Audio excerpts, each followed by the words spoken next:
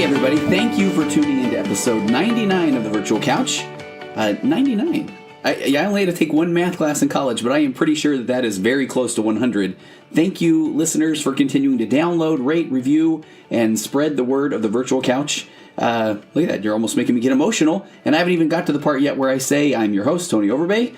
I'm a licensed marriage and family therapist, certified mindful habit coach, writer, speaker, husband, father of four, ultra-marathon runner, and creator of The Path Back, an online pornography addiction recovery program that is helping people reclaim their lives from pornography addiction. If you or anyone that you know is struggling with pornography addiction or just trying to put pornography behind them once and for all, please point them to pathbackrecovery.com. There you can download a short ebook that describes 5 common mistakes that people make when trying to overcome a addiction to pornography or even just trying to get it out of their lives. Again, I'm running a special on the Path Back, something I've never done before, and it's going well. It's well received, and some of the feedback that I've received is honestly just saying, hey, thank you for just saying that it's not an addiction. Because I think I went into this at the beginning of the last episode.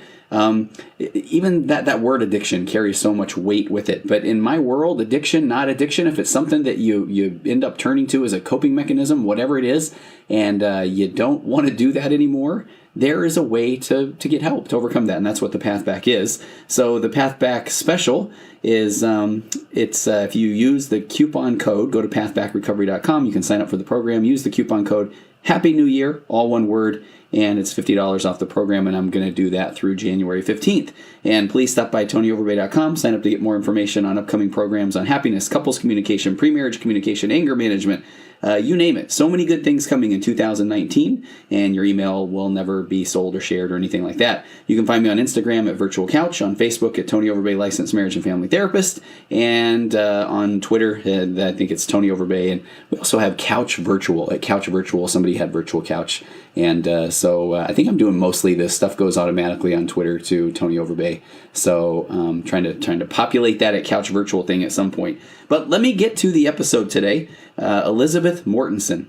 This is my guest today, and she and I talk about it, so I'll keep it brief, but she's also known as Eat Squat Mom, which I love that. I love that name.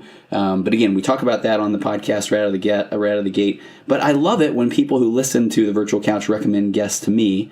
And this is one of those where several people had suggested that I reach out to her, and my wife had followed some of the things that she did. I've looked at her account on Instagram, and I even went to her website, and I was kind of intimidated. This is the truth.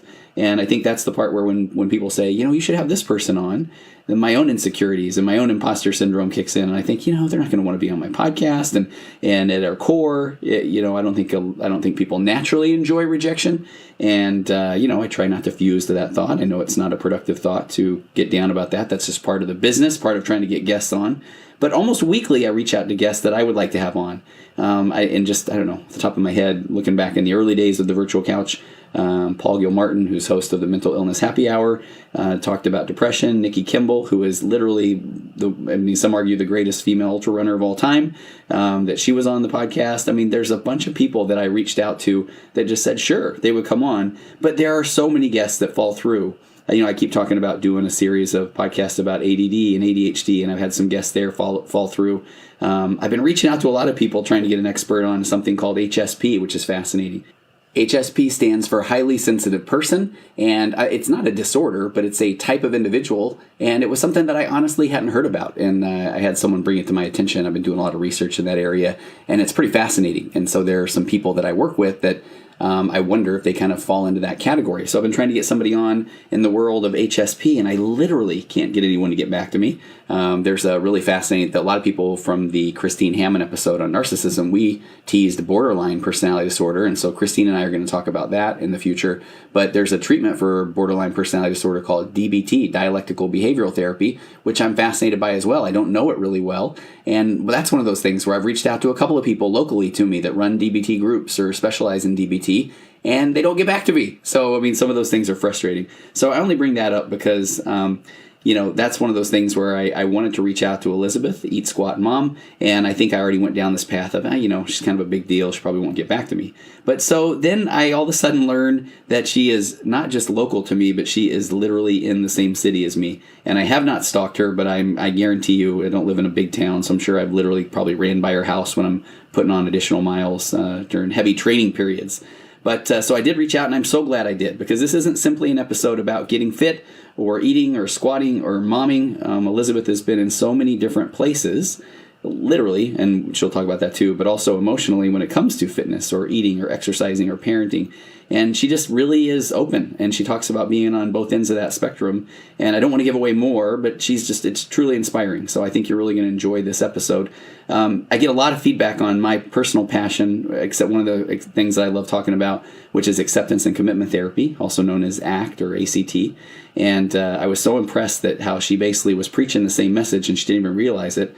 Message in general that, hey, we're all unique. We come to this place in our lives right here, right now, is only we can do. In the world of acceptance and commitment therapy, they call them your private experiences. In psychology, it's your schema. It's all the things that have brought you, your baggage, to where you are today. And how does that apply? That even when we are trying to adhere to some sort of diet or fitness or exercise program, ultimately we're not probably going to do it perfect. So when we're trying to do someone else's plan or someone else's truth or someone else's rule or view, there's a pretty good chance that when we don't follow it exactly to the T, that we're going to think that something's wrong with us. And then we're going to fuse to that thought of, see, I knew I couldn't do it, or I can never stick to this, or that, whatever that story is in our brain. And then when we fuse to that, when we buy into that story, when that becomes our reality, then we don't actually have to do the work, the hard work. And so Elisabeth covers all that, and she comes from a really good place with that in mind.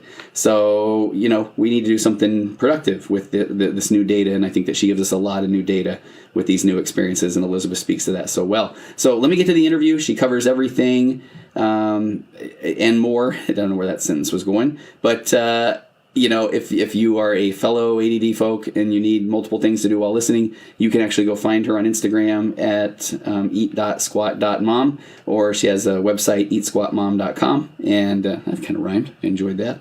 And you can find her on Facebook as well. And here's a little kind of a fun thing too. So the video of our interview is up on YouTube, and I just love the fact that she just makes a comment a few times about people emailing her, commenting on her arms. And so here's the little teaser to have you go find the video on YouTube. It's kind of funny that she mentions that a few times, and you'll see why when you see the video. I'll just leave it at that. So let me get to my interview with Elisabeth Mortensen, aka Eat Squat Mom.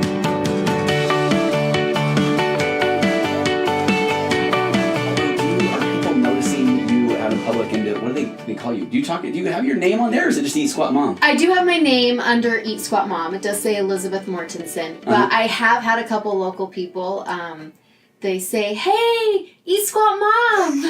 They don't go by my name, but it was 4th of July parade. I was out in the parade helping a friend who opened a baby boutique, La Piccolina. I hope I'm saying that, here in Lincoln, and I was advertising stuff, and I had a couple people say, "Eat Squat Mom," and I was like, that was the first time that I've been out in public where someone has acknowledged me, and I was like, were you excited, or were you I was excited, but because of my personality, I was kind of embarrassed a little bit, oh yeah, hi, and they were like, "I follow your account, I love it," and so that right there was a really good moment for me, because people were out really expressing how much they liked it, because it's hard. Social media people do a lot of scrolling, and they don't really comment, or they don't really like, and so you always wonder if you're making an impact. So that was good. And then a couple people messaged me and said, "Hey, I think I saw you in the parade." I get that a lot, I think I saw you. Or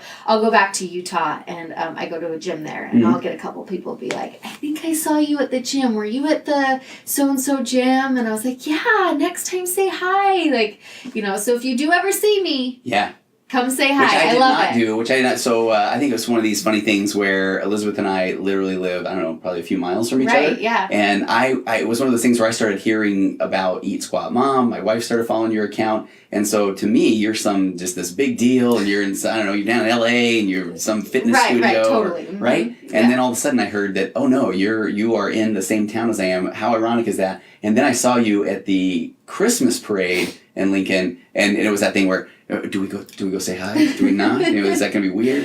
Total fan? I think my husband would have done the same for you, because he's the one that introduced you to to the virtual couch. He'd probably be like, "Oh, there's Tony overpaid." So we just walk by each other. Do we go say hi? Right? Yeah. So, but I'm grateful that you're here on the podcast. I really have, and I love, even before the mics were hot, I think, as we say in show business, right? But you were talking about one of the big challenges for you is putting yourself out there. So right. Even though you and I want to hear all about your story, I want to hear what kind of put you in that spot where you felt like you did have a story to tell, or you want to help people. And but I just loved your vulnerability. I never know when somebody's coming in to be a guest, if they're coming in and they're going to have a publicist and they're a diva, and, got you somebody doing your hair and all that kind of stuff. No, this is all me. Okay. All me. Okay. All right. So let's talk. Well, okay. Before we even get to the tell me about yourself, are you a New Year's resolution person? Since it is like right now, New Year's. It is. I was, and I did it all wrong. So then I stopped doing it because I was doing it all wrong. And now I'm back to it for sure. Yeah. I definitely like to make goals and set goals and just be able to feel like, hey, I'm learning from this because it didn't go the way that I planned. And so then you start a new year and you can be like, okay, I'm either going to continue this, because I don't ever think it's always a fresh start. Like it's not always like, if you didn't, it's not 365 days to complete this goal. It's just, that's kind of like where you kind of reevaluate and say, did I get where I wanted to be? Well, I'm going to keep going. And you can just say, hey, these are the things that worked and didn't work. And I like, it kind of gives you what's one of your go-to? What's one of your goals?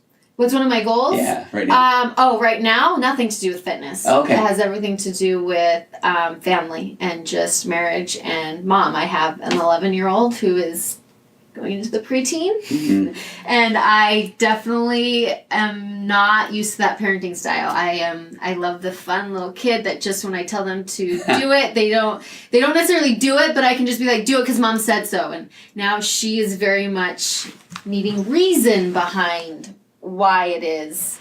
She's definitely needing reason behind all of it, and she's voicing her own opinions, and she is, and so for me, it's realizing where I need to be as a mom, and those are where the goals are. But I love, though, that people are going to maybe tune in, they're going to see the Eat Squat Mom in the title, and we're obviously going to talk a lot about, and not just fitness, if somebody thinks we're just going to give workout suggestions, right? No. Don't go anywhere, but that your goals are around being a mom. Right, yeah. Right, and where fitness and nutrition ties into that, and how it enables me to be the mom that I am. Because I really feel like fitness and nutrition, it's a huge part of me, as not as in the way I look or making sure I, eat the right foods, but what it does for me personally that allows me to be who I am. Okay, all right. Yeah. So let's get into the story. Okay. All right, tell me, I don't know, a little about you, what you do, and what got you to where you are now.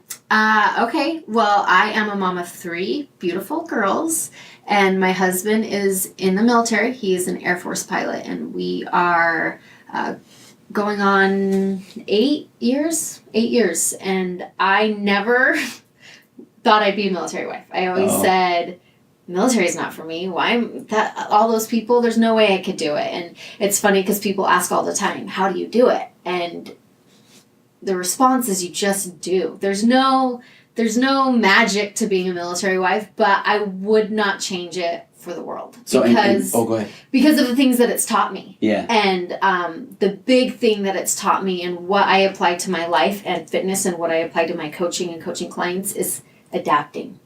And just adapting to any situation around you, whatever that may be. It might not be something that you're in love with and thrilled with, and military's taken me to locations like the middle of nowhere, really? Oklahoma, that I wasn't in love with, but I had to adapt to what was there, and honestly, that was one of our favorite places to be for the people there.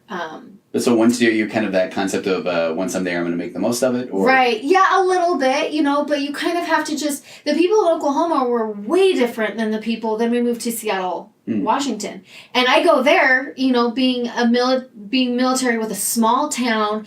Everyone knows the military. You're all kind of interchanged to a big city where the military is spread out. And people are a little bit more hermit lifestyle in that just because of the weather and stuff like that. And I was not used to that. And so I could have either decided to just become someone that was a hermit and didn't like my situation. And it took me a little while. My husband was deployed. He was gone a lot, flying the C-17. They were gone a lot. And that made me adapt to having to feel like I have to adapt to this situation. It's not what it was before. And if I don't, I'm going to be miserable. Okay. And then moving here, again, totally different. Yeah. Totally different. And so I feel like just that process of adapting has totally changed me. So when you said you didn't anticipate being a military wife, was this a second career for your husband? No, it was just, I had seen people, like we had a couple family members that were military, and I could just see how long their spouses were gone, and you would just see these people reunited on the internet, and I was just like, there's no way I could do that, and I just want to do it, and then he came along. Okay. And, gotcha. and he was at BYU, and he actually served a mission with my brother. We're LDS, and he served a 2-year mission with my brother. Okay. And so that's how we met. And he showed up at my house one day to see my brother, and I just decided that he was cute enough for me to like. So, and did you pursue him at that point? No, he pursued me. Okay. But he might tell you otherwise. I'm going to say, that's one of those right. where, okay. He might tell you otherwise. Yeah. But he was already planning on doing the military, joining the ROTC down at BYU. And I remember having a conversation with him, and I had no idea when we were in the car. And he had told me, oh, well, I'm going to go be a pilot for the Air Force. And I was like, cool, awesome, sounds good.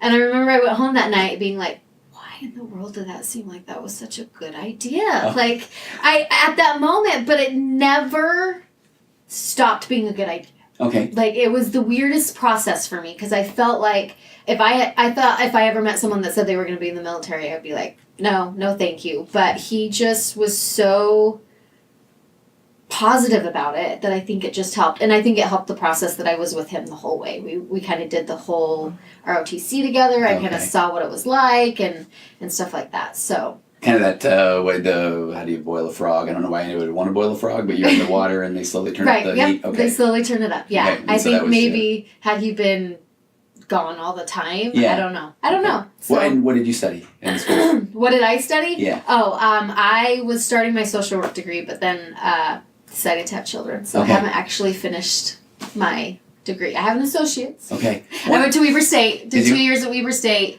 transferred to BYU, and did a year and a half there, and then had my child. And I have to make the joke. So you have 3 daughters, right? 3 daughters, So the next one will be a boy. Because that's what happened for me. There will be no next one. I mean, it works. I mean, it does. We did the 3 girls, and then the next one is a boy. I mean, it is a fact, I believe. But that's you, see? I'm not going to compare myself to you because that may not happen, and I'm good with 3. Okay. No, that's good. So were you always a fitness person? No. Oh. No, not at all. Okay. Yep. I grew up not doing anything. Okay. Yeah, I grew up. I didn't see that coming. I mean, I did some ice skating, and we were outdoors and like backpacking and hiking, but as an athlete, no, I wasn't. I didn't play any sports in high school. I was academic, more nerdy kind of, So I actually switched high schools because I went to a high school that was solely focused on sports, and that wasn't me. So I switched high schools. Okay. And no, I didn't do anything. I got married, and I still didn't do anything. And what did you think of fitness people at that time? I didn't think really anything of it. Like, I didn't... It wasn't a negative. It wasn't a negative thing. It was just, I didn't have this perfectly toned body, but I didn't have, like, weight that I had to lose. Mm-hmm. Like, it wasn't ever anything that but as a teen, I mean, I'm not gonna lie, I was conscious about the way that I looked. I did see flaws. I did see things that I didn't like, but I didn't have this drive or this motivation to fix them, if that's what you want to call it. So no, I didn't grow up, I didn't do anything. And even marrying my husband, he was active, he would go to the gym, but it wasn't something that he was passionate about. I guess his fitness just came from the Air Force, all the fitness activity that they did in the ROTC. And, but it wasn't until I got pregnant, and I gained 60 pounds with my first. 60. And I'm 5'4". Okay. So 5'4", 60 pounds, that's a lot of weight to pack on. But I was in this denial process throughout the whole time. Like, I'd go to the doctor, and I would step on the scale, and I'd be like, what's wrong? Like, I don't know what it's like. Because I'd look in the mirror and be like, I'm like this cute pregnant lady that I always thought I would be. And I was. Like, there's no doubt about it. But because I had that glow and I was just happy. But I was working full time at the time, and I was, and I just didn't see that I was doing anything different than I was before I got pregnant. Were you exercising then while you were pregnant? No. Okay. So I just, like, I didn't think I was eating differently. I didn't, but looking back, I mean, I was, because there's no way I could put on. Wasn't it a 60-pound baby? Right. No. Oh, trust me. That baby popped out, and I cried a little when she popped out, only 6 pounds. 5 ounces. So I was like, where's my 10-pound baby? So I put on a lot of weight with her, and then I still kind of had the illusion that it would all melt off. Okay. After I had her. Honestly, did you kind of feel like I won't even have to put in any effort, or just I just felt like, the scale was kind of wrong. Yeah. Like, I really just didn't think that I put on that much weight.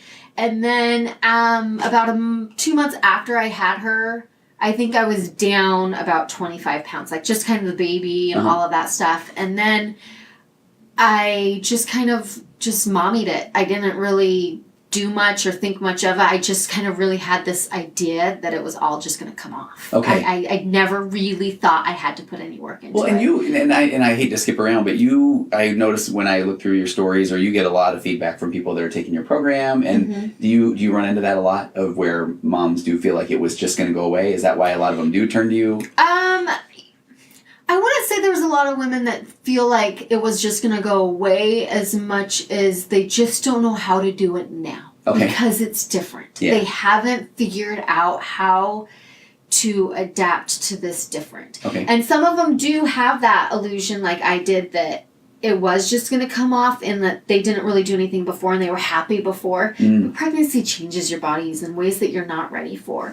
And so not only have they put on a little bit of weight, but their bodies just change differently. And so they view themselves differently. And so there's that on top of things are different now. They don't have the time that they used to have, and they're having to care for someone else, and they're emotionally and physically drained. And so it's walking them through those processes of how to adapt, to this new way of life, and that it's okay to have these feelings and these frustrations, and it's okay to feel like you just can't do it all, and it's okay to not exercise. And that's the big thing, is it's okay. You have to be realistic with what you want. And if you want that, then you have to say, okay, these are the things that have to change in order to get it. You can't just sit here and say, oh, well, I want it, but I have this, and this, and this, and this that's getting in the way. Okay, well, this is where I love when we were even trading some of the emails, and you're a big no shame, no guilt person. Yeah. I can't beat that drum loud enough. And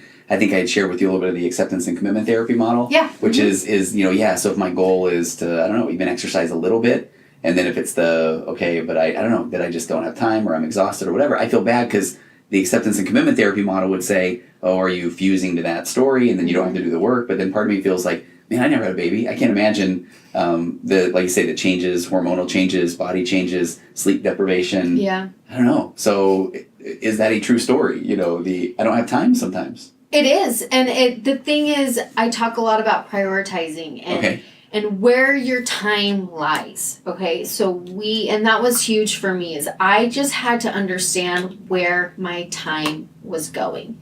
And it was not easy for me. I mean, that's like the start of my journey. Okay. It is a long 4-year, 5-year process down that changed dramatically because I've been at 2 extremes. I've been at, I didn't have to do anything, put on all this weight, and I've been at the extreme of I'm over exercising. Oh.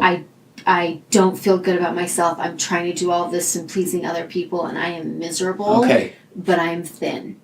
And so I've been at those 2 extremes, and so I know that neither is a good place to be. Okay. And there's this balance that I really, really, really want to help women find, is that balance, because I think that a lot of women live in these 2 extremes. They live in the I'm not going to do anything, and they live in the I'm doing everything I possibly can, and I'm still not good enough. Wow. So let's look at both of those. What do you think is behind the I'm not doing anything? I mean, is that just feeling like, again, I don't know where to even start? Or... a lot of it is just personality, I think. Okay. It's finding...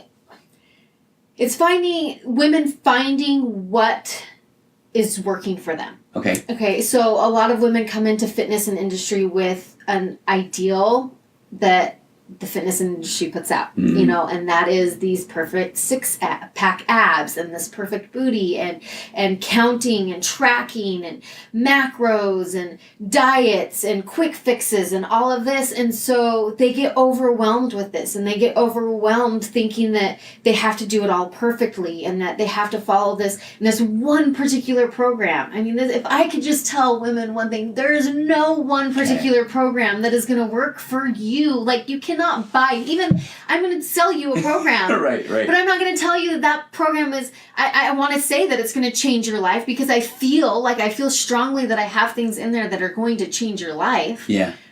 But it's not going to do anything unless you do something about it.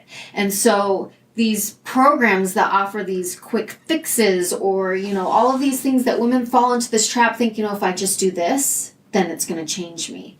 Well, unless you put in the work, unless you do everything that you are required to do, it will not change you. And you're not going to sustain it unless you're happy doing it. Okay. And that's a huge thing. So many women, I can't tell you how many women come to me and say, I've lost weight, but I gained it back. Yeah. And the big thing is that it's that mentality of the all or nothing, the elimination, failed, right? you know, the elimination and labeling things as good and bad. And so you take out all the bad and you only do the good, but you are the only one that is telling yourself that those are good and bad. Okay. And so when you start saying, okay, I'm taking away all this bad, and then life happens and you put that bad back in, then that guilt and shame comes in. Well, that's okay. That's why I was so excited to have you on, because then I feel like in comes the therapy piece to that of then the way the brain works is it is hard work to maybe eat better or exercise or that sort of thing. So your brain wants to do what is easy. So if it can then fuse to that didn't work, or I can't maintain this, and if it can buy into that story, then it doesn't have to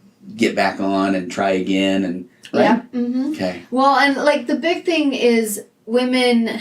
Well, I don't want to just say women. I think just people in general, they tend to feel like they're just going to give up it because it didn't work, like you said. Exactly. Instead of saying what didn't work. They just want to say, it didn't work, move on, I'm going to stop, I can't do this, this is not for me, I'm never going to be able to lose weight, so they just go through this negative because they never in the first place understood why they wanted it. Okay. And that's huge for me. So like I talk about a negative and a positive motivation cycle. Okay. And I talk about the negative, and you start off with that thought of, I hate myself right now. Yeah. I'm so fat. I don't like it. I have all of this, you know, and maybe they're not. And maybe they are a perfect size and they don't have weight, but it's this body dysmorphia that they see. And so they have these negative thoughts of, you know, and so instead of, they use that as motivation. Okay, I'm going to fix that. And they cut calories. They do a quick fix. They try and do all these things. They do the elimination. They label things good and bad. And so then they do all of that. And then life happens.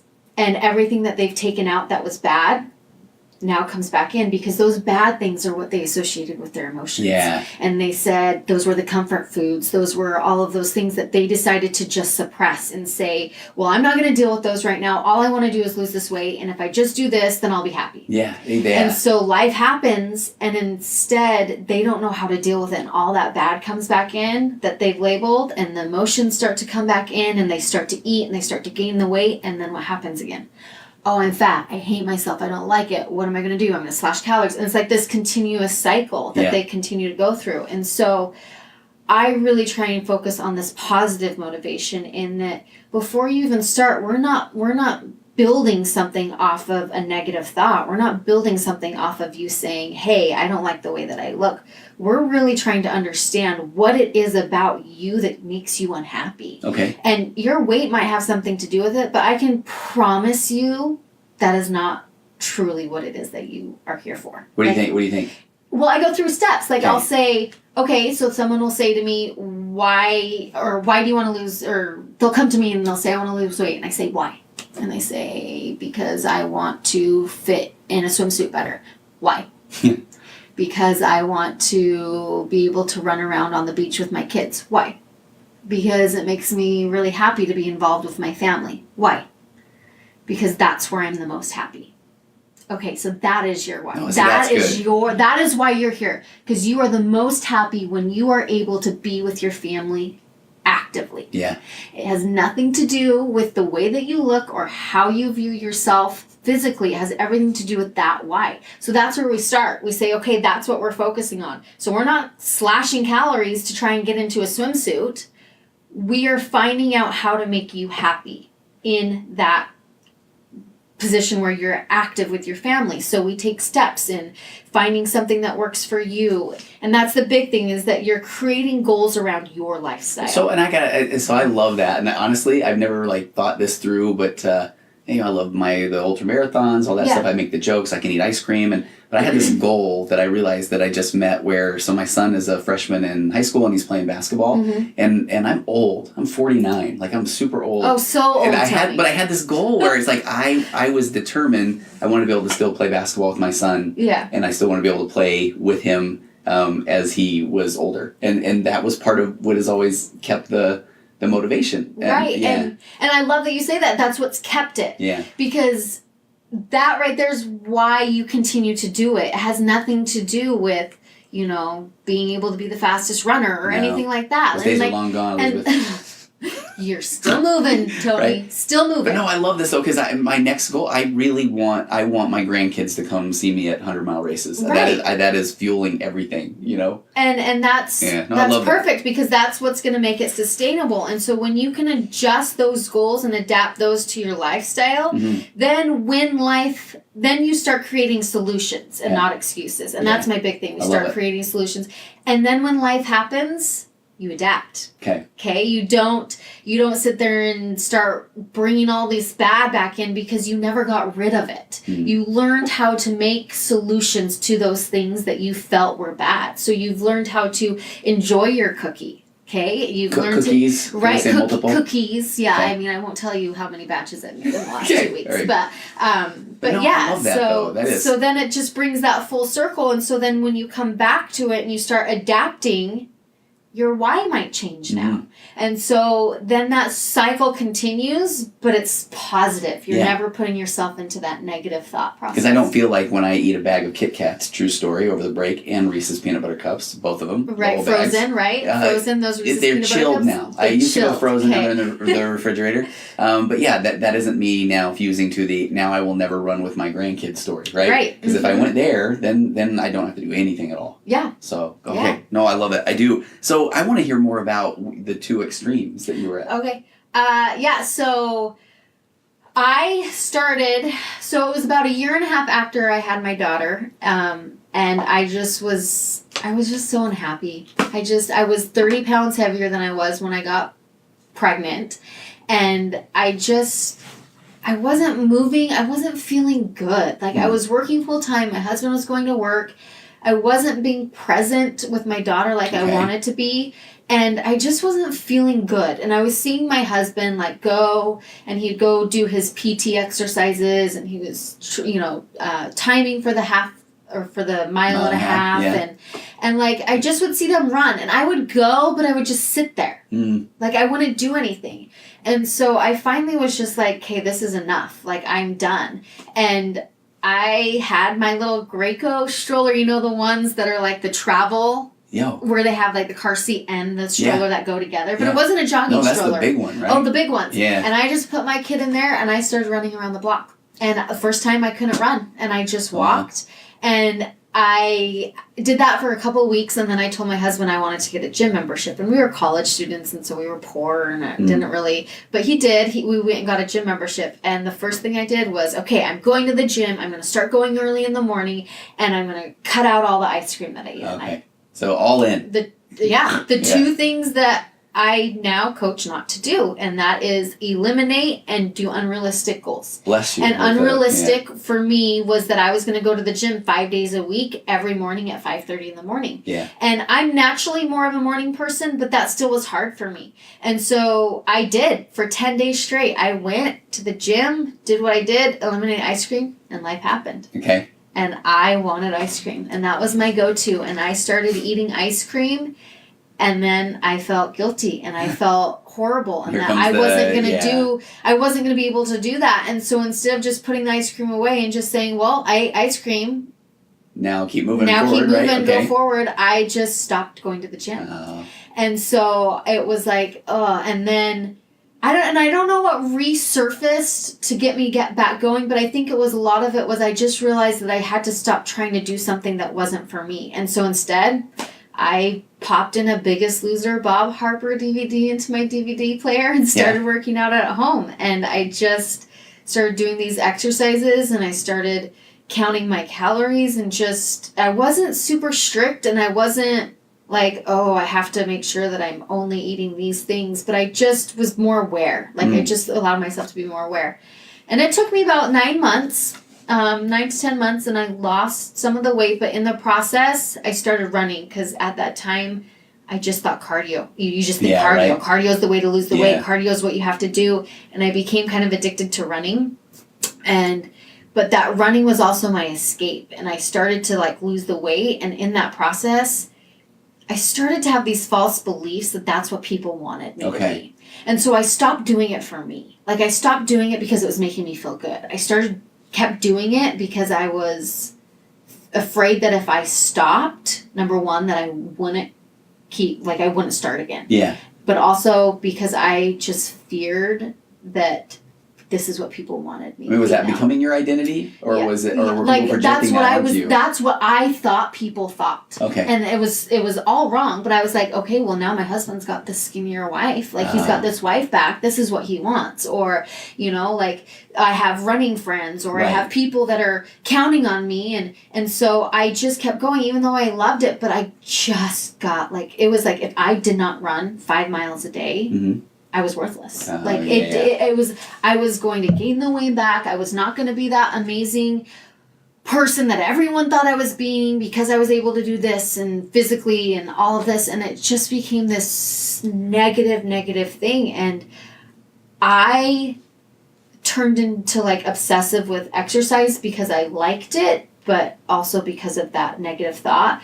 And so when we were trying for our second child, we tried, and our first one came easily. It was no problem. And miscarriages. I kept having miscarriages. And I finally went to the doctor after some time, and she told me that I needed to put on a little weight and that I needed to stop doing my cardio like I wanted. And I just laughed at her. Okay. I was just like, I'm doing something, I really thought I'm doing something so healthy for my body that it can't be negative to me. Sure. It can't be negative. There's no possible way.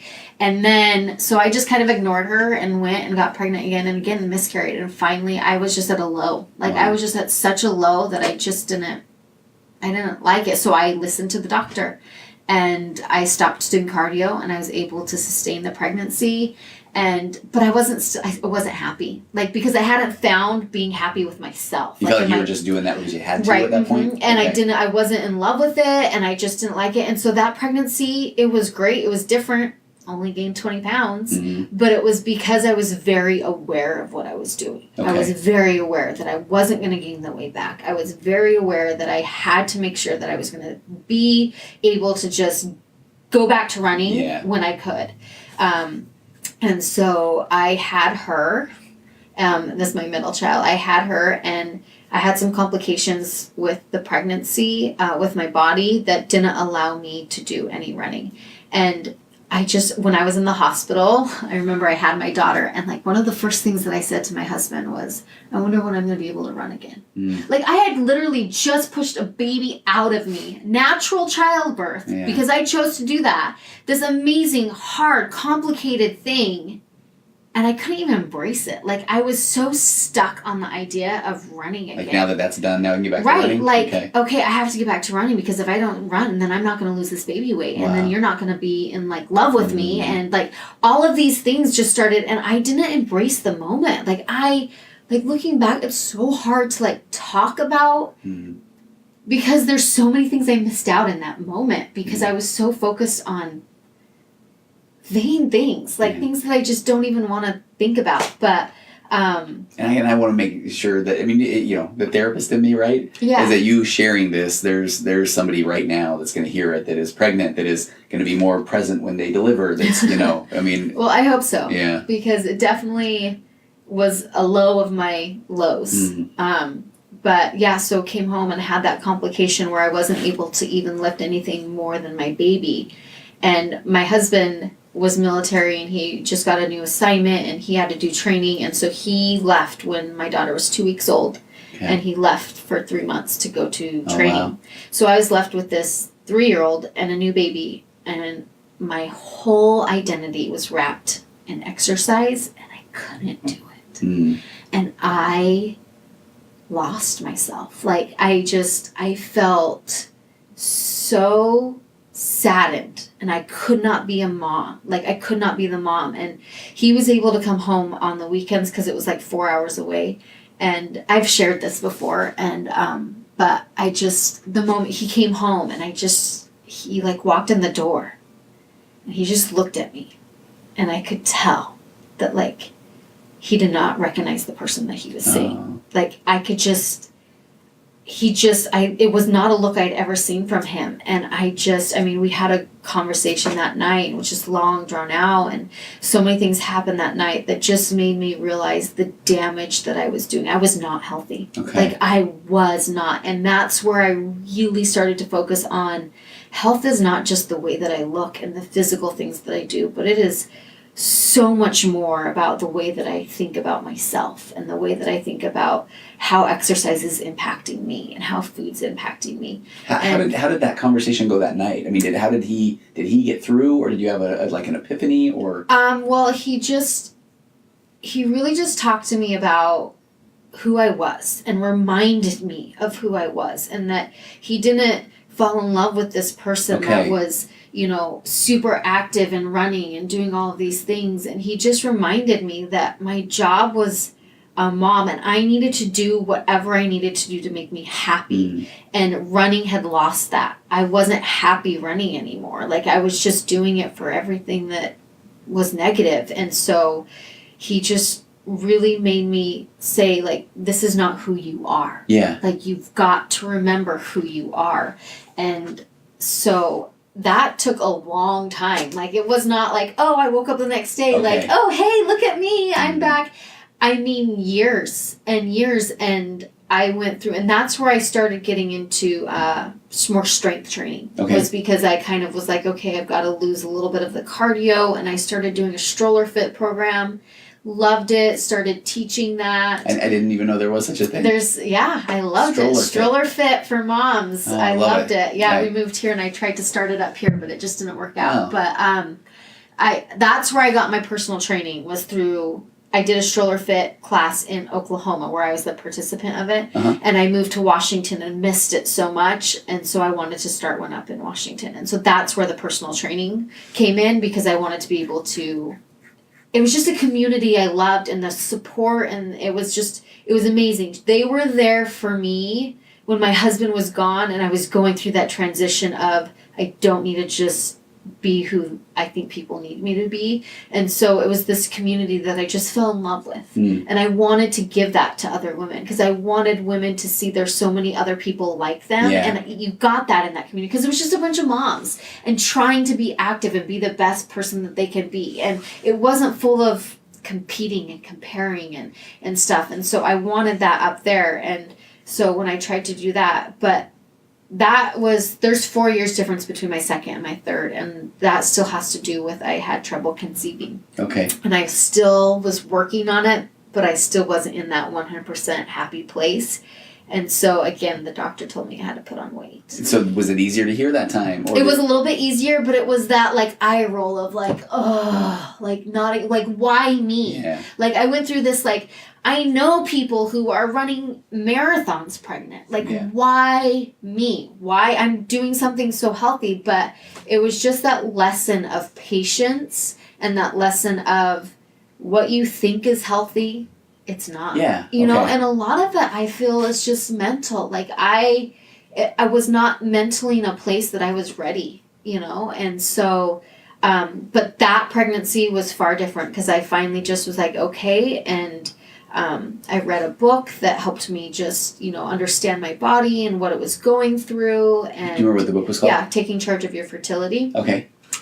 So awesome book. I recommend it to so many people that have struggled with conceiving and just understanding their body and what their body is going through. Just so much good in it. And I had such an amazing pregnancy with my third. And I was not focused on like tracking my calories. I just was active. Like I just worked out because I loved working out, and I just ate because I loved to eat, and I still only gained 20 pounds. Okay. Like it was night and day different. So the mindset you kind of Oh, for sure. Really? Yeah. And I still was working on myself, but I had so when I had my third daughter, again, natural birth and totally different. I embraced it. I loved it. And I still had those complications that I had with my second. But I embraced being a mom. I took in being a mom. I don't know. It was just so different. And then once I got back to being able to exercise, I did it slowly. And I took time to allow my body to work again. Okay. And how old is your youngest? She just turned 4. Okay. So this is fairly recent then. Right? Yeah. And I mean, and so I went and I worked on a lot of that. And then in the process, I was kind of training people on the side, not really doing anything. But I still was in a coaching aspect of, this is what works for me. So here you go. Let's do this. Yeah. And it was still a lot of track your calories, do these exercises, do this. It wasn't a lot of, let's find out what's going to work for you. Well, do you feel like that's because your journey is so unique? When you were doing that coaching, was that not quite authentic to you? I mean, no, it was kind of like just personal trainer. Here I am. Yeah. It wasn't me really helping you succeed. Okay. It was me just like, okay, here you go. This is almost this is what I have learned. Yeah. This is what my experience has been, or this is what. Mm-hmm. Okay. Yeah, and I wasn't the coach that I am now, and I'm forever grateful for 2 years ago when I started up Eat Squat Mom, because it has helped me grow as a coach, because I've been able to get people that aren't just like my friends or family members, but other people. And I have grown so much as a coach because I've seen how different people are and how unique and how valuable and how their qualities are tremendous. And just, if they only believed in themselves like I believe in them, then they wouldn't need me. So. But and again, you wouldn't have had that view if you hadn't have gone through the things you did. No, because I see women in the extremes. Yeah. And I see where they are, and I know, like, the best thing is that I know that it's possible not to be there anymore. Like, I know that you can be happy. Like, I just know it. Like, so is it hard then because you do know it, you're not just, you weren't just I think we were joking even before that it wasn't just like you genetically were blessed with these six-pack abs, and so you're just like, come on, you can do it. You're like, no, you really can do it. You really can. You really can. And but the big thing is I'm like, you really can do it.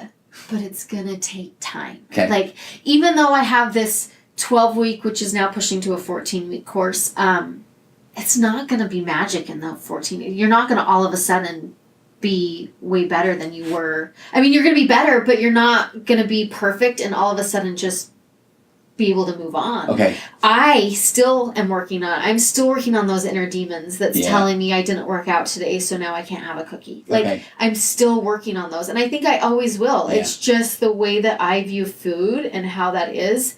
But I've learned how to rethink things, and I've learned to work through a thought process instead of an instant thought being my only thought. Which I love. I mean, as a therapist who teaches couples communication and parenting, and I blew it with my kids probably over the weekend, right? And I feel that's the thing where it's like, should I know by now? Right. But yeah, we're not going to get that perfect. So tell me, what is confidence then? I mean, because I feel like that's one of those words that's just thrown out there. Yeah. You got to be confident, but then what is one person's confidence versus another? Or is that another one of those stories that somebody can say, yeah, I guess I'm not very confident then? Well, first off, I'm going to tell you, confidence is not the way that you look. Okay. Social media does a really good job in letting people believe that there are such confident people out there because they are showcasing this wonderful, perfect side of them. And that could be their biggest insecurity. Yeah. I mean, my biggest insecurity is putting my face in public. Like, publicly putting myself out there on a social media, like... That is like a huge fear. Like, I am not confident in that. Okay, I just have to tell you. So I'm texting Elizabeth an hour before we start, and I just said, "Hey, you're super good at all the Instagram stuff. So can we do some of that?" And you're like, "Oh, I hate that stuff." Oh yeah, I hate Insta stories. They are not for me. I don't do well with that. But the big thing with confidence is. Okay, so what it's not is that. It's not the way you look, it's not how much money you have, it's not all that. And people base confidence around that. Yeah. Like, they think that that's what confidence is. And it's not. And, oh, man, I looked up confidence one day, and I wish I had written that down. I didn't even write that down. But what confidence was, like the definition of confidence. And I was like, oh, wow, that's so amazing. But people want to look at other people. And I love this quote someone said sometime where it was like, the grass is greener on the other side because they water it. Oh, okay. And people always think it's better over there, or they have confidence over there, but they don't understand what they're doing in order to get there. And I feel like fitness and nutrition, for me, I'm confident in that area. And because I'm confident in that area, it allows me to be confident in other areas. Okay. Or gain confidence in there. Because you asked me 4 years ago to come on a podcast, and I would have laughed at you and told you no. Yeah. Like, there's absolutely no way I would be sitting here on this couch. But I really firmly believe it spills over into other aspects of your life. And I don't think that you can sit there and say, I'm not a confident person, just over one thing. Yeah, sure. One thing in your life. And so I think that's where a lot of women get hung up, is they just feel like, I don't feel confident in a bathing suit, so I'm not confident. No. It's not the way that you look. Confidence is ownership. Okay. And it's how you decide to own your choices. And when you decide that whatever choices you are making are yours and yours only, no one else can decide or make those choices for you, then you're going to build confidence. And that, for me, is where fitness and nutrition has come into play. And what I want fitness and nutrition to be for women is that way to show them, like, hey, I'm confident because I'm owning these choices. I'm changing my life. I'm changing the way I think, the way that I view things. And that is going to push me in other areas of my life. Confidence in my marriage, confidence in my ability to be a mom, confidence in all of those things. And so I think it's just a way to just show that you have confidence in all arears. Well, and I refer to, my emotional baseline theory. So it's like when you get those things going well in your area, in your life, it builds up I call it your emotional baseline. Yeah. And then now all of a sudden other things seem more possible. When you're down, everything seems overwhelming. Right. Yeah. So the book that I love on acceptance and commitment therapy is actually called The Confidence Gap. And when I'm recommending that to people, I always say I don't like the title because I feel like it's such a motivational speakery kind of title. But the whole point that it's making is exactly what you're saying, where it's saying, we often say, well, I have to have confidence. What it says is like, I'll have confidence when I have the six-pack abs. Oh, right. But the reality is, I have to start just making those steps, and I will gain confidence. And then, quite frankly, I might not even care if I ever get the six-pack abs. Yeah. Right? Right. And a lot of people will think that person is confident because they're showcasing their six-pack abs. Yeah. But are they? They don't know that. They just... So it's visual. It's all visual and instant gratification and feeling like we need that in order to be confident. And you don't know. You don't know what that person is doing. And if I can just stress enough, like, just be you and focus on you and make sure that you are making yourself happy and not focusing on anything else. Well, and so there was we were trading some things before too. I love this, the concept of how do you hold firm to accepting yourself while striving for self-improvement. And I feel like that, then I love how you set the table for that. I want you to, I was say, yes, but what do you say to that? So it's like you want to improve, but then you want to accept yourself so that you don't beat yourself up. Right. Well, my big thing is I want to, like, if my life were to end now, or I just want to be able to say that I did everything that I possibly could in order to being able to be the best version of me. Okay. And so I can be happy. I can be happy with the way that my life is in a certain area, but I could be unhappy, and that doesn't mean that you're now all of a sudden unhappy in that area. Gotcha. Okay. And so I think a lot of people are like, okay, well, I'm a happy person, and, so I'm just going to love my body. Well, that's good. I'm glad that you're going to love your body, but are you doing everything that you possibly can to ensure that your body is healthy? And so I think a lot of people get hung up on that, that we are preaching that they need to lose weight and that they need to be a size 2 and that we need to, and no, like, it's just, you can't stop and be complacent. Like, you can't just be okay with mediocrity. Yeah. Like, I just feel like you can't do that. And so for me, I always like to say self-improvement is the antidote to complacency. Okay. You have to constantly be focusing on one area of your life. And when I say that, it's like, because people think that fitness and nutrition is the one thing that's going to make them happy. I think it's just because social media does a good job in saying, well, you're going to be happy if you're size 2. And so they fixate on that number, and they fixate on the number on the scale, they fixate on the number of jean size, whatever it is, they fixate on that number and think that that's what they have to be. And then there's this big push now for the self-love. And I love it. I have 3 girls, and I want to make sure that they feel like they're enough and that their worth is beyond, like, they have value beyond what they believe and all of these things. But at the same time, I don't want them to ever feel like they have to be okay with where they, just with what they are at that moment. Like, I don't know how else to describe it. It's just, I want women to see that they can always improve. And not because what they are is bad, but because there's always something that is even greater. Yeah, so, okay, I just pulled up on the fly here. There's another book called The Happiness Trap, which talks about getting caught up in this trap of what makes me happy. And they lay out these 2 definitions of happiness that I love. Look, it's even highlighted, Elisabeth. You did even highlight it. So, okay, this says, what exactly is happiness? We all want it, we all crave it, we all strive for it. The word happiness has 2 very different meanings. The common meaning of the word is feeling good. In other words, feeling a sense of pleasure, gladness, or gratification. We all enjoy those feelings, so it's no surprise we chase them. However, like all human emotions, feelings of happiness don't last. No matter how hard we try to hold on to them, they slip away every time. And as we shall see, a life spent in pursuit of those good feelings is, in the long term, deeply unsatisfying. In fact, the harder we chase after pleasurable feelings, the more we are likely to suffer from anxiety and depression. But here's the good part, right? The other far less common meaning of happiness is living a rich, full, and meaningful life.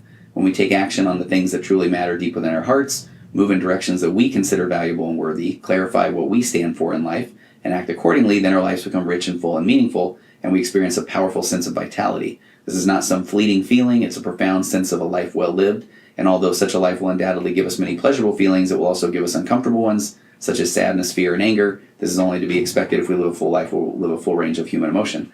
So, like, I love that one because it's what's important to us, and not just always chasing the happiness, right. that the 6-pack abs will make me happy, the car will make me happy, the money will make me happy, right?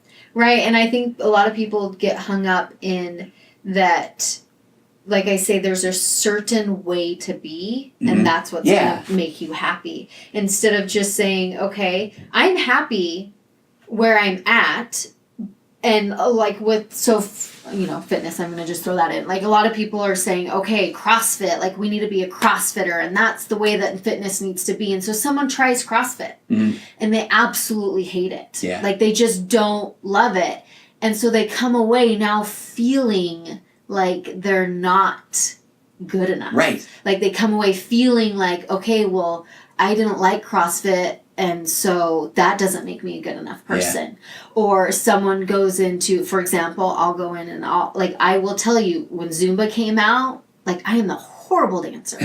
And, like, now high fitness is huge, and I have some good friends that are high fitness instructors. They're amazing at it. They love it. I think it's an amazing workout, but I hate it. Okay. Like, I go into it, and not because I think I like the workout, but as a mom of 3 children, my body's not the same. And so I tend to, my bladder does not do well with all the jumping. Yeah. And so for me, it makes it miserable. And I don't walk away from that feeling great. Yeah.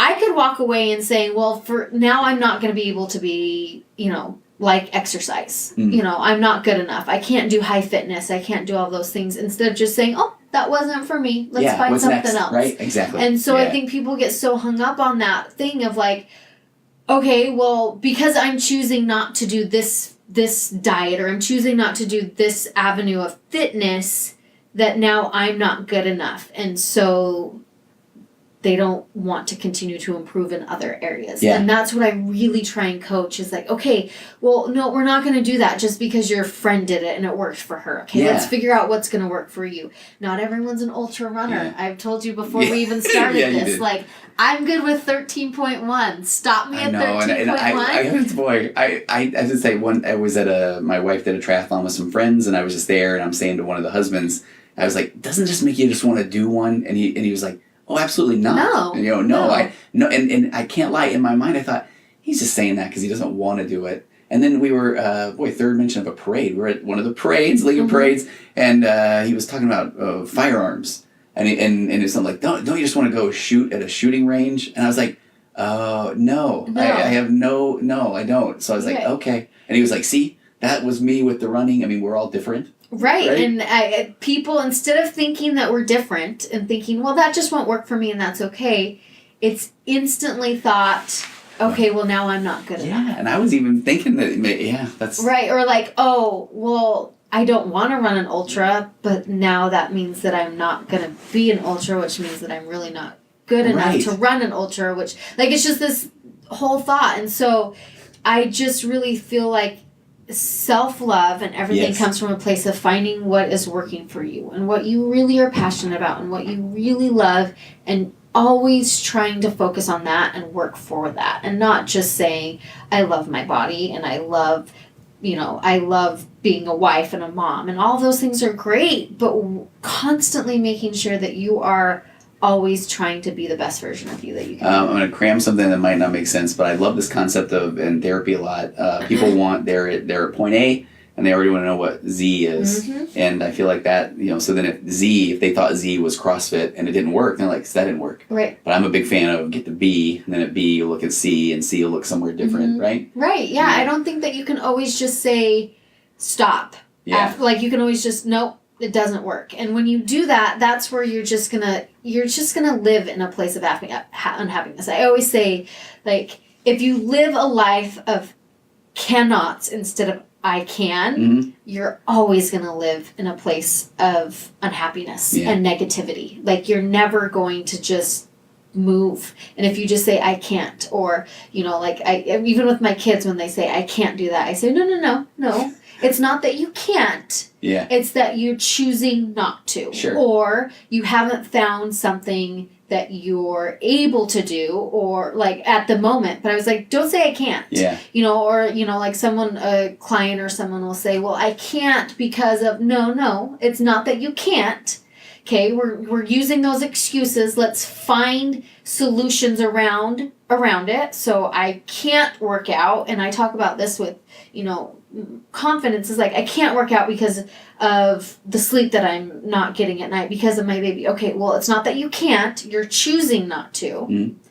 So let's find a solution for it instead of an excuse. And taking the shame or guilt out of that too, right? Yeah. It's like because I know that sometimes, it's funny that you say that, when people find my background or they come in to see me as a client, it's often they're like, and I know, I'm not exercising like I should or whatever. And I'm like, I'm not even going there. Yeah. And then if they even say like, I don't have time or whatever, I feel like a lot of people already hear in their head I know I'm choosing not to take the time, and they say it with such like, what's wrong with me, or I'm broken. And, I want to say, no, that's awareness. Now what do we do with it? Right. It's owning your choices. That's what I talk big and like I'm huge with, is owning your choices. Like, if you're going to say that, that's fine. It's fine. Be okay with it. Exactly. And if you are, and that's what's changed me and changed my coaching big time, it's just, it's okay to have those feelings, and it's okay to not want to do something, or it's okay to say, I'm going to eat this cookie, or it's okay to say, I'm going to go to the movies and I'm going to have a bag of popcorn. Like,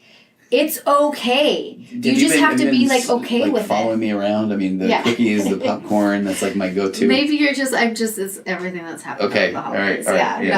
Because eating is my jam. But that's so good though, and I even love that you say that eating, because people are going to look at your account and they're going to think that again. I love that you told this story because they're going to think, oh, it's easy for her. I mean, right? And you get people that say that, or not so much that people will say it, but like it's. A big thing in the fitness industry for people is like, well, it's easy for you to be happy. Yeah. It's easy for you to be happy because, the way. But, no, I mean, you don't know where I've been. Yeah, exactly. You don't know where I've been, what I've done to get here. Oh. But at the same time, it's also just like, happiness is different for everyone. It doesn't look the same on everyone. So you can't compare your happiness to my happiness. Mm-hmm. It doesn't work that way. But, I had a thought. I don't know where you asked me a question, and I totally My bad. Off. Yeah, no. I was thinking of movie theater popcorn. Movie theater popcorn. Oh yeah. Man. Oh, so and just the one more quick thing too. I love that. Again, goes back to that. I want people to follow you on social media. It's very inspirational, right? Yeah. And but just know that you are. It is not. You're not saying, "Look at me." I mean, right? I try not to. But I mean, it just blows my mind because, and I'm not saying that I thought that, I mean, I guess I joked earlier that I thought you'd have your makeup department and, that kind of stuff, right? My fan club that follows me around. But I love that to where your story started to now where you are helping people, that takes something. I mean, it does. What got you there? That's where I was going with that. Yeah. There's a great poem, and while you're talking, I'm going to look it up, but it talks about, who are we to be small? Okay. Yeah. Okay. Tell me what. Yeah. How'd you get there? Where now you go through that amazing story, and now it's I want all my listeners to follow you on Instagram, to look at your programs. And how did I get here? Yeah. Honestly, it's because of you, like people, like just seeing that my story can make an impact. Okay. And also just what I've been able to learn throughout the process and meeting different people. It continues to make me want to share my story. And not so much my story of being in this unhappy place, but my story that I can help. Yeah. My story that you don't have to feel the way that you feel. Like you don't have... And also my story of changing the view of fitness and nutrition and what people view it as. And I mean, I try my hardest on my feed to make sure that it is positive, and I will showcase the struggles that I have. Yeah. But I also firmly believe, and this is where comparison, I think, has two sides that people don't look at. Okay. There is the side that people are comparing to the visual and the six-pack, and I say that a lot, the six-pack's out, or whatever, that visual, and they're comparing themselves, and, they'll say, comment on a video of mine and say, your arms are so buff, I want your arms, or something like that, and that's comparison. But then I'll put a post up that'll talk about struggles that I'm going through. And it'll talk about, the way that I view my body and the flaws that I have on my body. And people love it.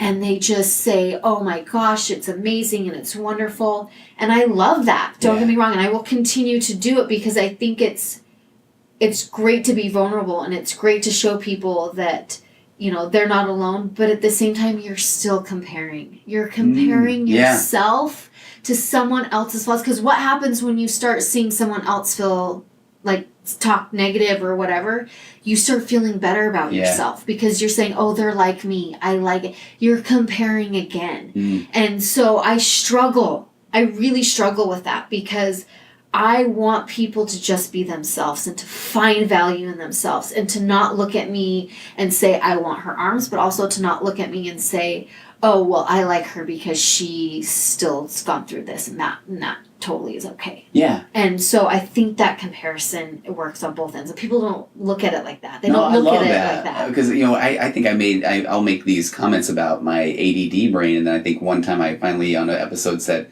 oh no, I literally have ADD, the diagnosis, and I got more feedback from that than anything, where it was like, you know, it was the, you know, I'm okay. Yeah, you know. and I think it's good to show that, because Yeah. I think it's good to find people that you can connect with, and people can relate to you, and I think that's amazing, but I don't want people to find happiness through someone else's loss. Yeah. Do you want to know all the ADD things I didn't talk about during this? What was that? What your favorite ice cream was with the stroller fitness. I wanted to know, like, I pictured that you're like picking up the strollers and all that kind of stuff too, or there were lots of things that I held back on. That you held back. Well, favorite ice cream is anything with peanut butter in it. Oh wow. Okay. Oh, you just chocolate. Yeah. Okay. No, let's not do that. Okay.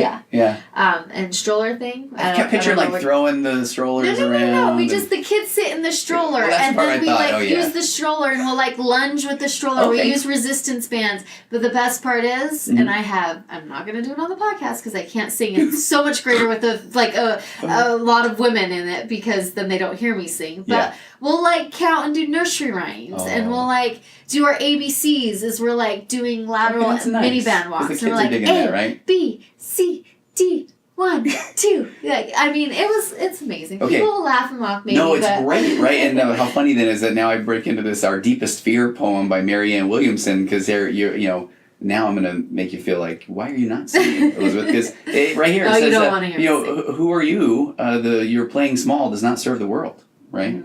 Yeah, but that doesn't mean you have to sing a nursery rhyme. But I mean, I really do love that, and that's part of what I was going. I love your story. I'm so grateful that you came on here. I want everybody to follow you, and I love that when you came in, that we already planned our next podcast. It's going to be imposter syndrome, right? And not putting ourselves out there, and how hard that can be. But in this poem, it just says, you know, our deep. I won't read the whole thing, I promise. But it says our deepest fear is not that we're inadequate, but it's that we're powerful beyond measure. I love that. Yeah. It's not our light, or it is our light, not our darkness, that most frightens us. And we ask ourselves, and this is the part I love.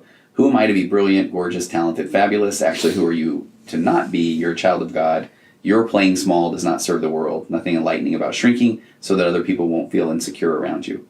We're all meant to shine. So that's that Love part. it. Oh, right? I mean, that one kind of makes me a little teary-eyed. Yeah. You know? Yeah. Okay, so I can't wait to get you on again. I'm so grateful that you came in. Where do people find you? They can find me on all social media platforms. Eat Squat. It's eat.squat.mom for Instagram. So you have to put that little period in between there. And then no dot for Facebook. So Eat Squat Mom. And then I have the website, eatsquatmom.com. I have my blog on there. And then you can also find me on Pinterest as well. Same thing. Eat Squat Mom. All over the board. Okay, Elizabeth, what a joy. Yeah, right? yeah. I don't know if you noticed, but so for anybody listening, where the video is going to go up on YouTube, I must not have hit start at the beginning. Oh yeah. So what we're at an hour, and then over here there's about 6 or 7 minutes of just pure gold that did not make it onto the they video. Didn't even hear it. Yeah. All right. Thank you so much for coming on. Yeah, no and problem. Can't wait till you Thanks for join having again. me. All right. Thanks.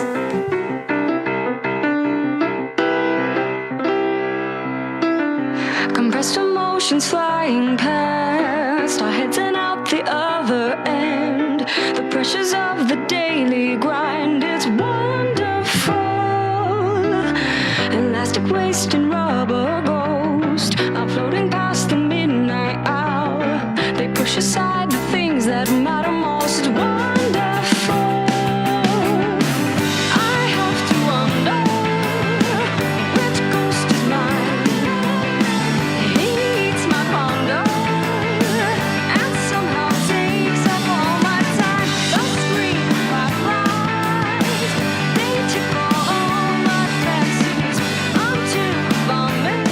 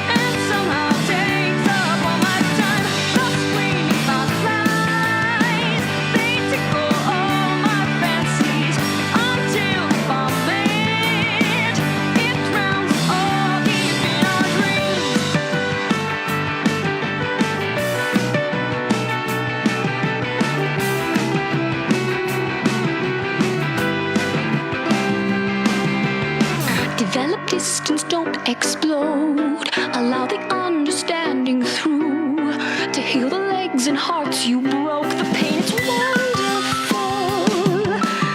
The sheetrock walls just might